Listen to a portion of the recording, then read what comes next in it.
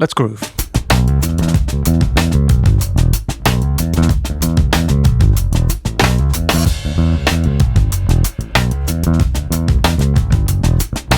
I get asked very often, what is the secret of groove? How do you practice groove? And there really is no secret to it, but there is one really, really important thing. You have to do it over and over and over again.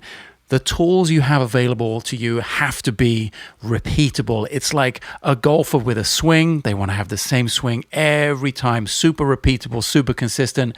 It's like a basketball player with the free throw. It has to be a super repeatable motion.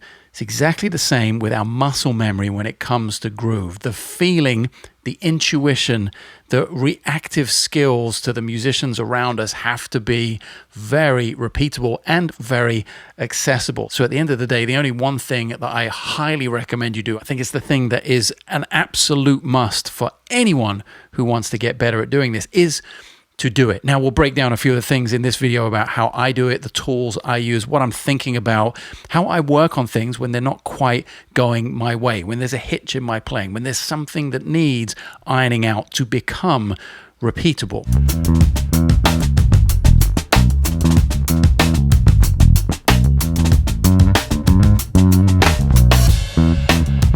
When you don't have a band, a rehearsal space, a live drummer to work with, the next best thing, if you have access to a computer or a smartphone or a pair of headphones, is to use some sort of drum loop. A bunch of my books, in fact, have play-alongs like this. For instance, Bass Player's Guide to Pentatonics has a ton of play-alongs, and you can do exactly what I am doing here today to work on my groove. And of course, if you want to dig into some of the groove-based exercises in this book, all of my books are available down below in the description of the video. Signed physical copies like this that ship here from my studio worldwide. You can, of course, get physical copies at Amazon and digital copies at the website yannickguizdala.com. Now let's dig into this groove that I'm working on. What you heard at the top of the video is me playing in an open position in E, where I have some open strings. And one of the things I'm working on today to improve my groove is to go from an open position to a closed position. That really important element of being able to play any idea, basically anywhere on the neck and in any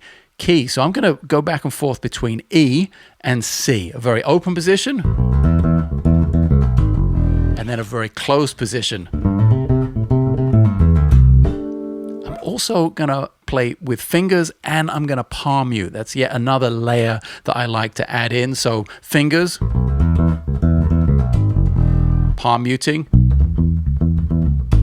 and make sure I do that in both keys.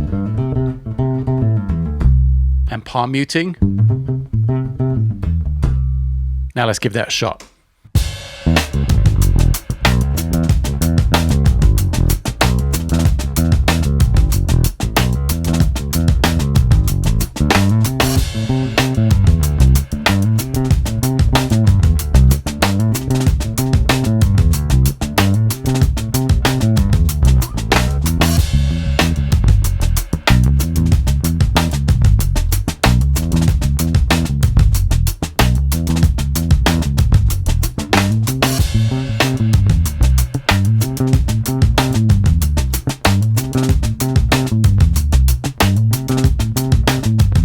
Change key.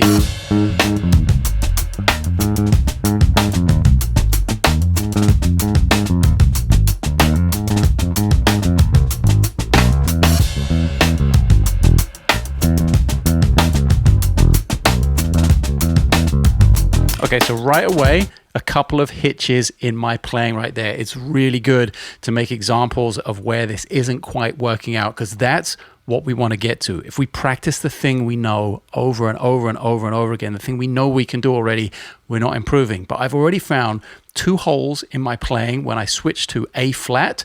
That's a closed position, but it's all the way in the around the first fret.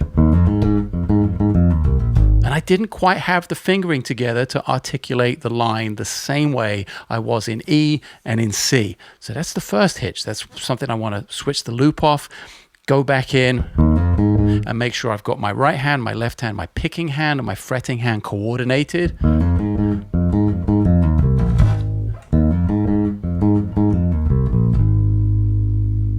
And maybe also practice the palm muting element of that as well.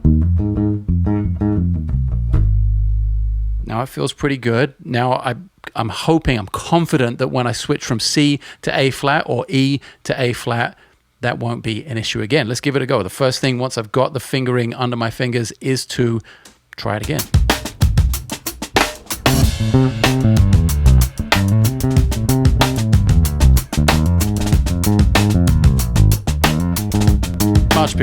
Much better.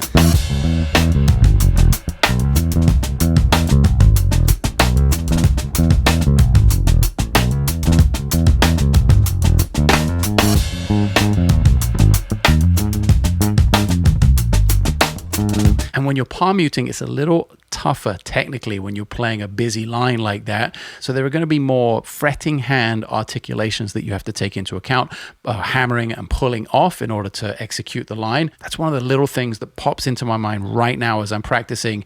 There is a distinct difference in fretting hand articulation between fingerstyle on the picking hand and palm muting on the picking hand. So getting back to our original point, our original concept of the fact that we have to just do this. We have to spend as much time as we can with the instrument. Hopefully you have access to some sort of drum loop or backing track. Of course, the backing track thing is going to be very static. As grooving as, that's Nate Smith, by the way, as grooving as Nate Smith is, that is a thing that just doesn't change. It can't possibly mimic the organic nature of a real drummer, of a real band situation where no matter how good everyone's time is, there will be subtle organic shifts in the time and in the feel. That's the next level. That's the thing we really want to be paying attention to when we get on the bandstand, when we get in the rehearsal room, when we get to practice, when we get to interact with other musicians. Take all of these superpowers essentially that you're building in the consistency that you can have with your practice at home, take that into that live situation and have that confidence, like, wow, I can do all these things. I can move to all of these keys. I've got a bulk of the real basic foundation and technical ability to execute these lines. The next thing is, let's add that organic layer. Let's use that confidence to be super conscious about what's going on around us, rather than you get in the live situation, you don't quite have the technical execution down. That's what we're doing here. The consistency with which we practice is getting that technical execution down so that when we get into the live situation, we can feel and concentrate and be a part of the ensemble situation. And then we're going to function so much better as a bass player and as an enhancement to the musical situation. Now, let me leave you with a couple of extra flavors to sprinkle in to your practice routine with a simple groove like this. We've played basically the same groove.